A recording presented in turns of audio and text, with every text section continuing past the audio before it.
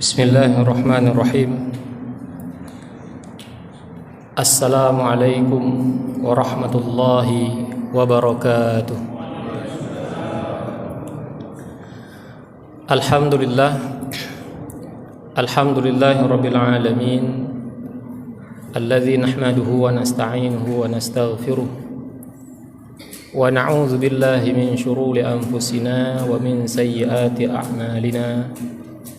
من يهده الله فلا مضل له ومن يضلله فلا هادي له أشهد أن لا إله إلا الله وحده لا شريك له وأشهد أن محمدا عبده ورسوله الذي لا نبي بعده اللهم فصل وسلم وبارك على سيدنا ونبينا محمد صلى الله عليه وسلم تسليما كثيرا وصلى الله على آله وصحبه أجمعين. فقال الله تعالى في كتابه الكريم: أعوذ بالله من الشيطان الرجيم بسم الله الرحمن الرحيم أم حسبتم أن تدخلوا الجنة ولما يأتكم مثل الذين خلوا من قبلكم مستهم البأساء والضراء وزلزلوا حتى يقول الرسول والذين آمنوا معه متى نصر الله ألا إن نصر الله قريب. Sadaqallahul azim. Bapak dan Ibu dan kawan-kawan sidang jamaah maghrib dan isya yang dirahmati Allah Subhanahu wa taala, puji dan syukur kita panjatkan kehadirat Allah. Allah masih mencurahkan ke dalam hati-hati kita kenikmatan iman dan Islam.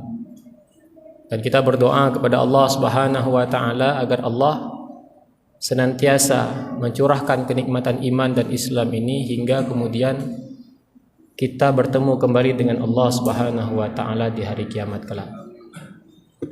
Kemudian tak lupa salawat beriring salam semoga senantiasa Allah curahkan kepada baginda Rasulullah Muhammad sallallahu alaihi wasallam. Begitu pula kepada para keluarga dan sahabatnya sekalian. Adapun tema ceramah umum singkat kita pada maghrib kali ini adalah menuju surga Allah Subhanahu wa taala melalui jalan musibah. Kenapa tema ini perlu kita ulang-ulang? Karena biasanya kita manusia ini punya sifat yang namanya lupa. Makanya manusia itu disebut insan. Karena memang tabiat dasar manusia ini lupa. Kita tahu bahwa musibah itu merupakan salah satu jalan menuju surga Allah. Tapi seolah-olah kita lupa ketika pada hari tertentu kita mendapatkan musibah. Tua adanya. Bahwa ketika Allah memberikan musibah kepada kita, bahwa pada saat itu Allah sedang memberikan kepada kita peluang untuk mendapatkan surga Allah Subhanahu wa taala melalui jalan musibah. Semoga ceramah umum ini bisa bermanfaat khususnya buat kami pribadi dan juga para jamaah sekalian. Sidang jamaah yang dirahmati Allah Subhanahu wa taala, kita sering mendengar pepatah. Tapi kita juga harus menyadari bahwa Allah Subhanahu wa taala juga memberikan kepada kita banyak jalan menuju surganya. Sebagai salah satu bukti kasih sayang Allah kepada hamba-hambanya. Jalan menuju surga itu bukan hanya ditempuh melalui salat, puasa, zakat, haji dan lain sebagainya, tapi jalan menuju surga Allah itu juga bisa kita lalui melalui satu jalan yang bernama musibah. Setidaknya kita memahami bahwa ketika Allah Subhanahu wa taala menciptakan manusia, maka seluruh kehidupan kita di dunia ini pada intinya adalah ujian. Jadi mulai dari kita lahir, kemudian kita balik, dan kemudian ketika kita balik itu kita diwajibkan oleh Allah Subhanahu wa taala pembebanan berupa perintah dan larangan, maka pada saat itu kita harus menyadari sampai kemudian kita mati, maka detik demi detik yang kita lalui di dunia ini adalah ujian. Pertanyaannya apa yang diuji? Yang diuji cuma satu, iman. Beda sama kita pada hari ini. Kalau ada di antara kita pada hari ini ikut masuk tes PNS, banyak sekali ujiannya. Ada tes kemampuan dasar, ada tes wawasan kebangsaan sekarang, ada tes psikotes. Kalau bapak-bapak yang masuk TNI Polri lebih banyak lagi, ada tes fisik. Tinggi badan tidak boleh kurang dari 165 cm, tidak boleh ompong, tidak boleh cacat, harus sempurna. Tapi masuk surga yang dites apa? Cuma satu, iman. Lulus iman masuk, tak lulus tak masuk. Kalau lulus imannya, mau dia tinggi, mau dia pendek, mau dia hitam, mau dia putih, kaya, miskin dan lain sebagainya, masuk ke dalam surga. Tidak ada tes fisik, tidak ada tes wawasan kebangsaan. Lulus imannya masuk, tak lulus, kalau dia masih punya iman, dia mampir ke neraka. Kalau tak punya iman sama sekali, maka dia akan berada dalam neraka selama-lamanya. Itulah keyakinan kita sebagai umat Islam. Ada dua. Nah, yang pertama ujian yang kita senangi. Apa ujian yang kita senangi, Pak? Ujian berupa harta, rupa, apalagi kedudukan dan lain sebagainya. Senang ya dapat harta, senang. Saking senangnya ujian itu, banyak orang yang tidak merasa ketika dia diberikan harta yang banyak oleh Allah, dia sedang diuji. Lalai akhirnya. Sama seperti seorang anak sekolah, anak mik jasikula lalai. Gaduh main game. Kagak pegah legure sehingga ujian, gaduh je main game, lalai je. Pas ujian main game terus, sampai kemudian keluar nilai tak lulus, baru kaget dia. Begitu juga manusia, dia senang dikasih harta, dia senang dikasih jabatan, dia senang dikasih materi yang begitu luar biasa. Saking senangnya, dia tidak sadar bahwa itu adalah ujian. Sehingga sering sekali orang terjerumus, tidak lulus pada ujian-ujian dari hal-hal yang dia senangi. Nah, ujian yang berikutnya adalah ujian sesuatu yang tidak disenangi. Tapi pada dasarnya semua yang kita lalui di dunia ini adalah ujian. Ingin hidup tidak ada ujian, tidak ada barang. Tidak ada barang. Yang namanya kehidupan di dunia maka itu ujian. Jangan minta ujian di akhirat. Manusia itu terbalik. Allah menghidupkan kita di dunia, disuruh kita berikhtiar, berusaha di sini. Menuai hasil di mana? Di akhirat. Tapi manusia seringkali pengen dapat hasil di dunia. Begitu masuk neraka dia baru minta, ya Allah kembalikan saya ke dunia biar saya bisa sholat. Di sana dia baru minta tugas. Kembalikan lagi kami ke dunia, kami sedekah ya Allah. Kembalikan lagi ke dunia, kami akan beramal soleh. Di sana dia baru minta tugas. Ketika dikasih tugas dia minta hasil. Ketika harusnya dia menerima hasil dia minta tugas. Begitulah manusia. Jadi tidak ada istilahnya orang yang hidup apalagi dia mengaku dirinya beriman kalau dia tidak diuji. Dan Allah mengatakan ahasiban nasu ayyutsraku ayyaqulu amanna wa hum la yuftanun. Apakah mereka mengira mereka dibiarkan saja mengatakan kami beriman sementara mereka belum diuji? Nah, kita kembali lagi bahwa ada ujian yang tidak kita sukai, Pak. Yang tidak kita sukai itulah yang disebut dengan musibah. Pokoknya yang namanya musibah itu adalah sesuatu yang tidak disenangi oleh hati kita. Apapun itu bentuknya. Nah, secara umum para ulama membagi tingkatan orang dalam menerima atau mengalami musibah. Ada 4 tingkatan. Dari 4 tingkatan ini 2 tingkatan hukumnya mustahab. Dianjurkan, disenangi, dicintai oleh Allah Subhanahu wa taala, tapi bukan menjadi kewajiban. Tingkatan yang ketiga wajib hukumnya. Dan tingkatan yang keempat yang terendah haram hukumnya. Tingkatan yang tertinggi apa? Orang yang bersyukur ketika mengalami musibah. Kalau bersyukur mendapatkan kesenangan, itu nggak perlu ditanya lagi. Laku tanah, naik jabatan, dapat hadiah, oh itu nggak perlu ditanya lagi. Dia bersyukur. Memang sudah sepantasnya dia bersyukur.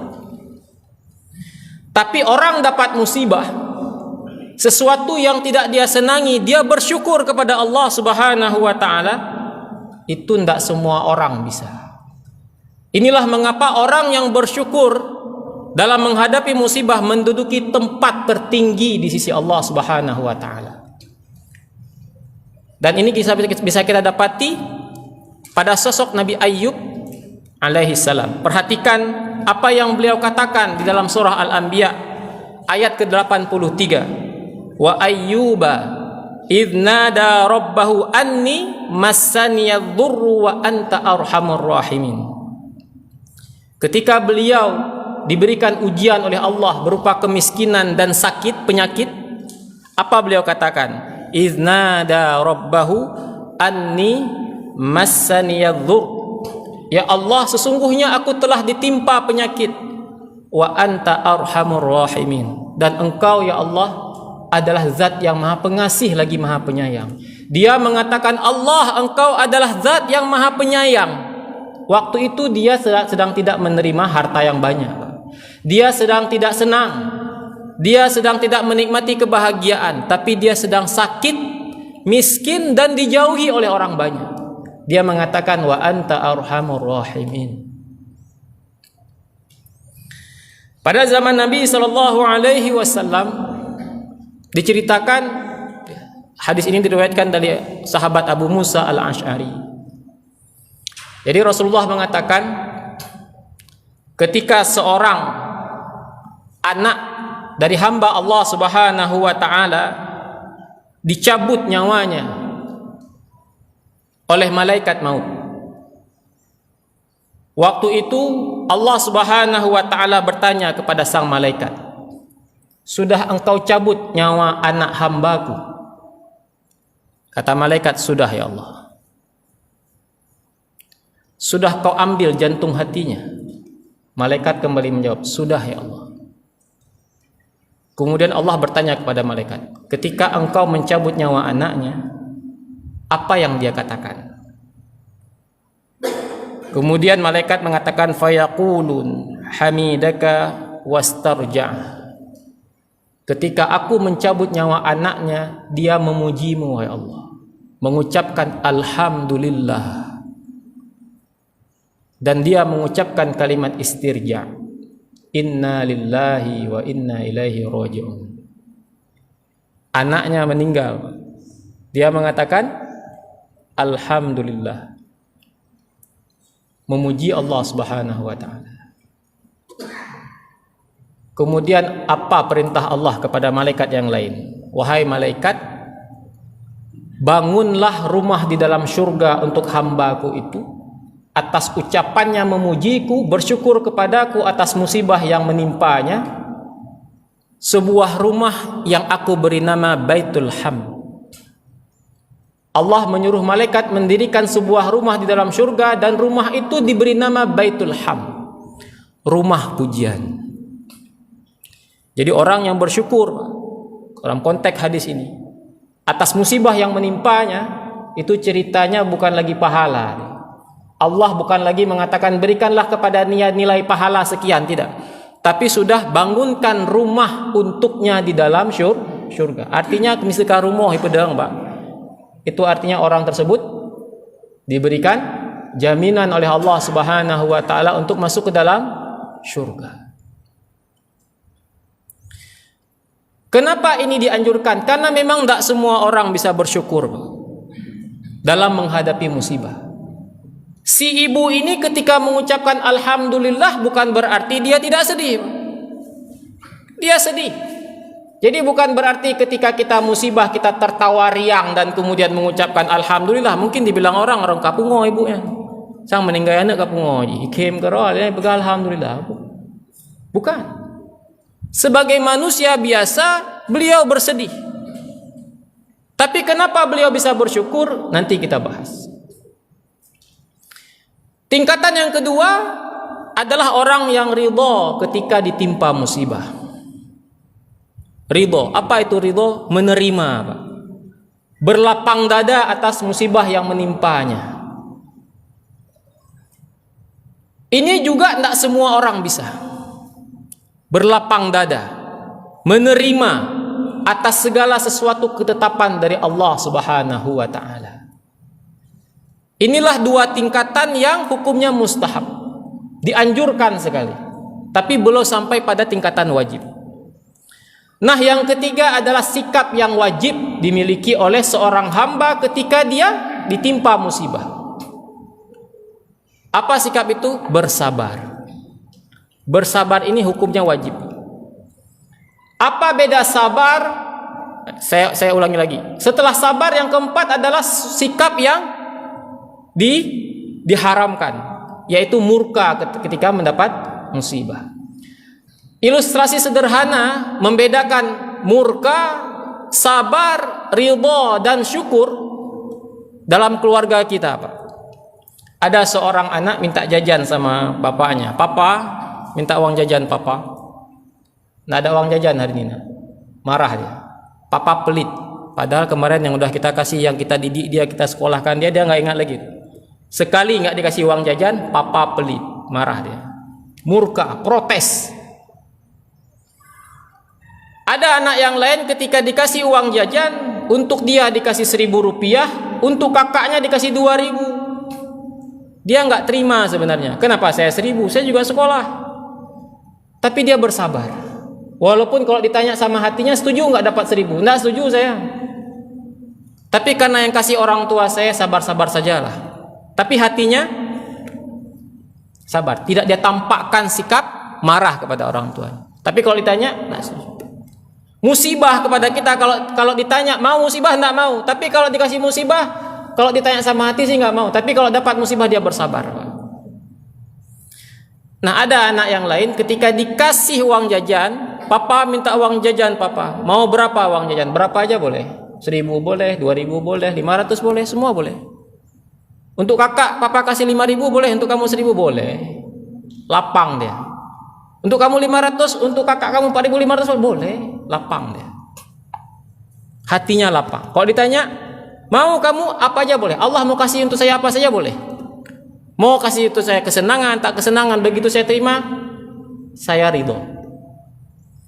Nah, yang bersyukur, ada anak minta uang jajan sama orang tuanya. Papa minta uang jajan, Papa. Hari ini nggak ada uang jajan untuk kamu. Terima kasih Papa ya. Papa baik deh. Nggak dikasih uang jajan, Papa baik deh. Alhamdulillah, Pak. Nah, begitu juga manusia. Ada orang ketika mendapatkan musibah, dia mengucapkan Alhamdulillah, segala puji hanya milik Allah. Ada orang ketika mendapatkan musibah, dia ridho, dia terima dengan lapang dada. Dan minimal yang harus dimiliki setiap hamba ketika dia mendapatkan musibah, dia harus bersabar. Jangan sampai Bapak Ibu yang dirahmati Allah Subhanahu wa taala, ketika kita mendapatkan musibah dan salah kita menyikapi musibah itu, kita dapat bala 2 kali. Contoh musibahnya berupa sakit. Kita diberikan, ditimpa penyakit, mendapatkan penyakit. Begitu perih hari-hari kita, menahan rasa sakit. Itu sudah satu bala itu. Nggak bisa makan, tak bisa tidur, apalagi jalan keluar rumah, nggak bisa. Itu udah satu bala itu. Tapi ketika dia mengidap penyakit, dia kemudian murka sama Allah. Ya Allah, kenapa saya yang harus menerima penyakit? Apa salah saya? Dah 2 bala. Sudah dunia dia menderita atas kemurkaan dia, atas ketetapan Allah Subhanahu wa taala, dia juga akan dapat murka Allah di akhirat. Inilah orang yang merugi 2 kali. Dunia akhirat rugi. Nah, pertanyaannya, bagaimana orang bisa bersyukur ketika mendapatkan musibah? Bagaimana orang bisa bersyukur ketika mendapatkan ridho ketika mendapatkan musibah, atau bersabar ketika mendapatkan musibah? Yang pertama, ketika dia memahami musibah itu adalah ujian, bahwa ini saya sedang diuji. Dan yang namanya ujian itu adalah momentum penilaian. Selesai ujian akan keluar nilai. Nilainya di mana? Akhirat. Sementara pada hari ini ada begitu banyak manusia mengira senang tak senang hidupnya itu karena kasih sayang Allah. Ini contoh dalam surah Al-Fajr dikatakan, فَأَمَّا الْإِنسَانُ إِذَا مَا ابْتَلَاهُ رَبُّهُ فَأَكْرَمَهُ وَنَعَّمَهُ فَيَقُولُ رَبِّي أَكْرَمَنِ. Ketika manusia itu diuji dengan kelapangan rezeki, kenikmatan, kebahagiaan, Allah kasih dia kenikmatan, Allah kasih dia kebahagiaan, rezekinya berlimpah. Fayaqulu rabbi akraman. Dia mengatakan, Tuhanku sedang memuliakanku. Kenapa? Dikasih enak. Wa amma idza mabtalahu faqadara alaihi rizqahu fayaqulu rabbi ahanan. Ketika besok rezekinya jadi sempit, yang dia dapati adalah kesengsaraan, musibah, besok dia bilang, Tuhan sedang menghinakan saya. Jadi parameter Tuhan sayang tak sayang sama dia, masalah enak tak enak hidupnya. Begitu enak hidupnya, Allah sayang saya. Begitu besok dapat penyakit, Allah benci saya, Allah menghinakan saya. Padahal semua yang Allah kasih adalah bentuk kasih sayang, sampai musibah sekalipun. Makanya yang kedua adalah ketika kita mendapatkan musibah, agar kita bisa bersabar, kita berbaik sangka kepada Allah, bahwa apa yang Allah berikan kepada kita itu semua adalah bentuk kasih sayang Allah kepada kita, walaupun kita nggak suka. Apa bukti ini adalah bentuk kasih sayang Allah Subhanahu wa ta'ala? Karena di setiap musibah itu ada fadilah yang Allah selipkan, ada keuntungan yang Allah sertakan, ada manfaat yang Allah berikan di balik musibah itu. Dengan catatan minimal dia bersabar. Syukur-syukur dia bisa ridha. Bahkan syukur-syukur dia bisa bersyukur kepada Allah Subhanahu wa taala. Yang pertama, Bapak Ibu yang dirahmati Allah Subhanahu wa taala, musibah itu menjadi wasilah bagi Allah Subhanahu wa taala untuk menggugurkan dosa-dosa kita. Jadi kalau ada orang yang bertanya, ya Allah kenapa saya diuji? Apa salah saya? Memang sampean tidak punya salah. Apa dosa saya? Seolah-olah dia merasa tidak punya dosa. Padahal kata Rasulullah, semua yang namanya anak Adam itu bersalah, berdosa. Dan terkadang kesalahan kita itu lupa kita minta ampun. Bahkan lalai kita minta ampun. Tapi walaupun kita lupa minta ampun sama Allah, Allah masih sayang sama kita. Sehingga Allah menggugurkan dosa-dosa kita dengan cara yang lain. Dengan cara apa? Dikasih musibah. Sudah bersalah, tidak minta maaf, tapi Allah masih sayang sama kita. Tapi ternyata ada manusia sudah salah, lupa minta maaf, ditegur, marah. Ada apa ya? Dia salah sama kita, minta maaf enggak? Kita tegur, marah. Di hidup, apapun yang Allah kasih itu pasti baik. Kalau Allah kasih musibah kepada kita karena kita banyak dosa, itu juga kebaikan. Karena karena musibah itu bisa menggugurkan. Apapun yang Allah kasih pasti itu kebaikan. Tapi kalau sudah mati, Allah timpa kepada kita siksaan, itu bukan kasih sayang namanya. Karena itu adalah hukuman. Tapi orang tidak akan bisa merasa itu kasih sayang kalau dia tidak berprasangka baik kepada Allah. Berprasangka baiklah kepada Allah. Tidak ada zat yang paling berhak untuk kita bersangka baik kecuali Allah Subhanahu wa taala. Kita tahu Asmaul Husna. Allah itu Maha Adil. Allah itu Maha Sayang. Allah itu suci dari segala bentuk kezaliman kepada hambanya. Allah tidak pernah benci kepada hambanya. Allah sayang kepada kita. Pernah suatu ketika di sebuah perang, setelah perang selesai, Rasulullah melihat ada seorang ibu sedang panik luar biasa karena kehilangan anaknya yang masih bayi, Pak. Baru selesai perang nih, hilang anak. Itu di bayangan dia anaknya mungkin sudah mati ketika perang berlangsung tadi. Panik dia, Pak. Lari ke sana kemari mencari, mana anak saya, mana anak saya. Dan kemudian ternyata dia bertemu kembali dengan anaknya. Dia peluk anak bayi itu, Pak, dengan penuh kasih sayang, dan kemudian dia susui. Rasulullah melihat dengan para sahabat itu memeluk si anak itu. Dan kemudian Rasulullah bertanya kepada para sahabat, kira-kira menurut kalian, apakah tega si ibu itu melemparkan anaknya ke dalam api? Oh enggak ya, wahai Rasul. Enggak mungkin tega. Hilang anaknya saja sudah susah dia. Dia begitu sayang dengan anaknya, dia peluk anaknya, dia susui dengan penuh kasih sayang. Mana mungkin dia itu tega melempar anaknya ke dalam api? Sesungguhnya Tuhan kalian Allah itu lebih besar kasih sayangnya dibandingkan ibu itu terhadap anaknya. Allah tidak menginginkan kita masuk dalam neraka. Untuk itulah Allah mengutus Rasulnya mengingatkan kepada kita. Allah justru senang kita masuk dalam syurga. Ketika cerita masuk ke dalam syurga, Allah mengatakan apa? Wasari'u ila maghfiratin min rabbikum wa jannatin 'arduhas samawati wal ard. Segera kalian masuk ke dalam syurga. Segera. Ayo cepat. Begitulah Allah. Cuman dalam proses masuk ke dalam syurga itu kita sebagai manusia biasa punya banyak keterbatasan. Keterbatasan amal karena kelalaian kita, karena hawa nafsu kita, sehingga kemudian Allah memberikan jalan lain kepada kita untuk masuk ke dalam syurga. Salah satunya dengan musibah. Tapi dengan catatan berbaik sangka kepada Allah. Sudah dua. Dan yang ketiga, memahami bahwa ada begitu banyak manfaat di balik musibah. Yang pertama itu tadi adalah wasilah dari Allah menggugurkan dosa. Apa kata Rasulullah SAW? Ma yusibul muslim. Tidaklah seorang muslim itu ketika dia ditimpa musibah min nasabin. Musibah itu kata Rasulullah bisa nasabin, kelelahan, Pak, keletihan. Bapak keluar dari rumah mencari nafkah, pulang sore letih, itu juga musibah. Wala wasabin, rasa sakit. Wala saqamin, penyakit. Ada rasa sakit, ada penyakit. Ada sakit bukan karena penyakit. Kepentok sama dinding itu sakit tapi bukan penyakit. Keinjak duri itu sakit tapi dia bukan penyakit. Ada juga penyakit, demam, tipes, DBD dan lain sebagainya. Wala huznin, rasa sedih, gelisah dan lain sebagainya. Hatta syaukati yushakuha, walaupun bahkan tertusuk duri sekalipun.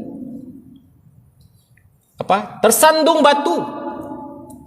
Maka semua itu merupakan cara dari Allah Subhanahu wa taala untuk menghapus kesalahan-kesalahan seorang muslim tersebut. Lelah, sedih, gundah, takut, sakit, penyakit, hatta tertusuk duri.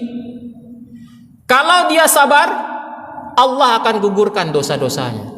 Ini kadang-kadang tersandung batu pun musibah 2 kali. Sudah tersandung batu, sakit kuku kita, yang keluar bukan zikir. Keluar kebun binatang. 2 kali musibah. Sudah sakit kakinya, maki lagi. 2 kali musibah.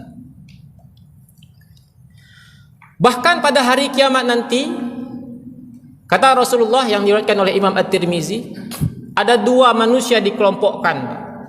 Kelompok pertama disebut dengan ahlul afiyah. Kalau sudah mau isya ingatkan Pak.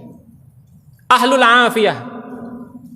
Siapa itu ahlul afiyah? Orang yang ketika hidup di dunia yang dia dapatkan adalah keberuntungan demi keberuntungan. Pernah dengar Pak ya? Kalau dibilang ganteng kali enggak, pintar kali juga enggak. Kalau dibilang kaya kali juga enggak, tapi dia beruntung, ikut tes lulus.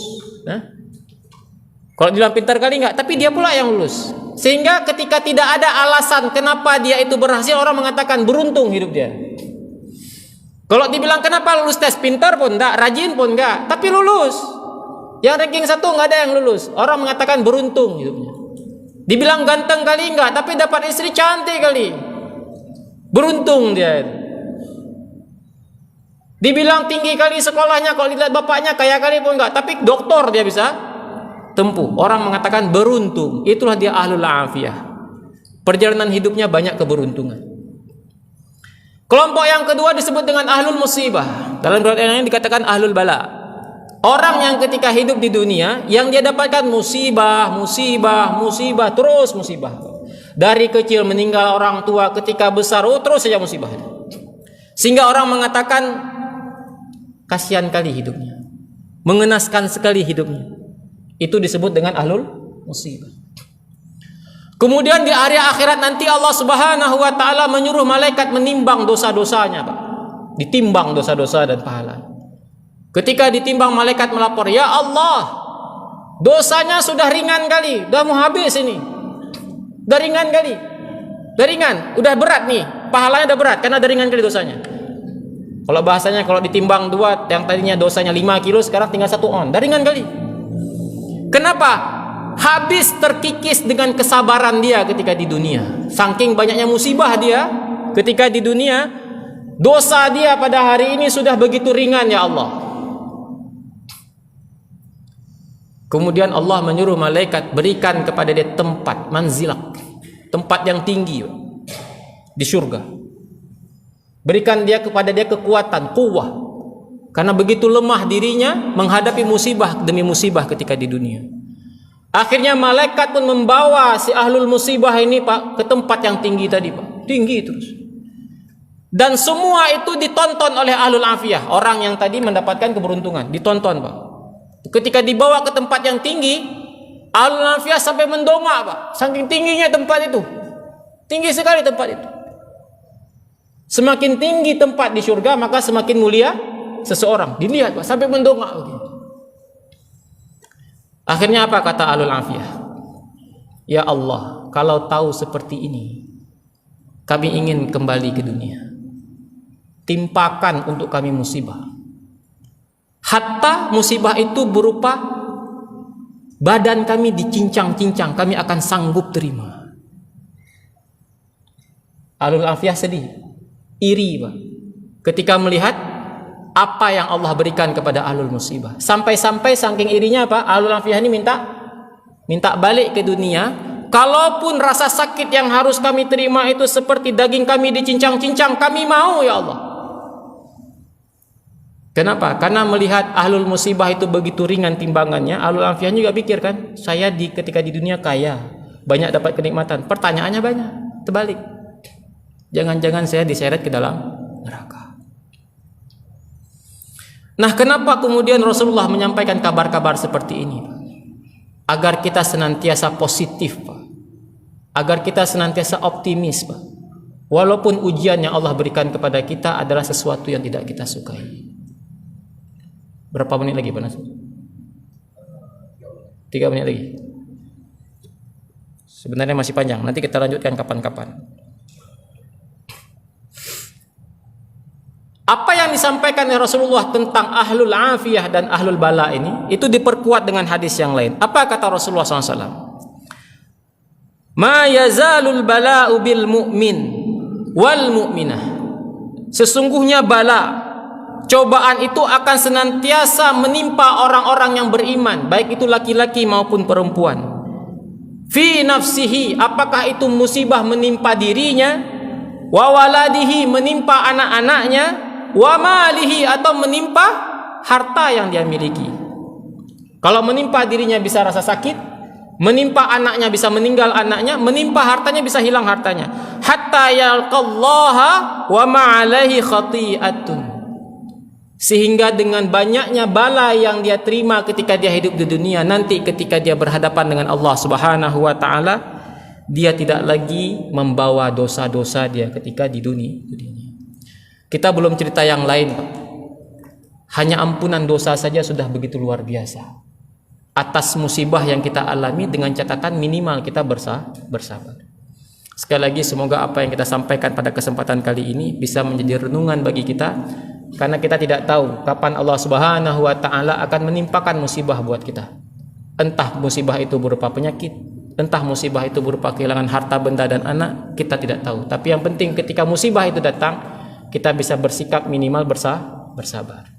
Wallahu a'lam bishawab. Aqulu qawli hadza wa astaghfirullah li wa lakum. Subhanakallahumma wa bihamdika asyhadu an la ilaha illa anta astaghfiruka wa atubu ilaik. Assalamualaikum warahmatullahi wabarakatuh.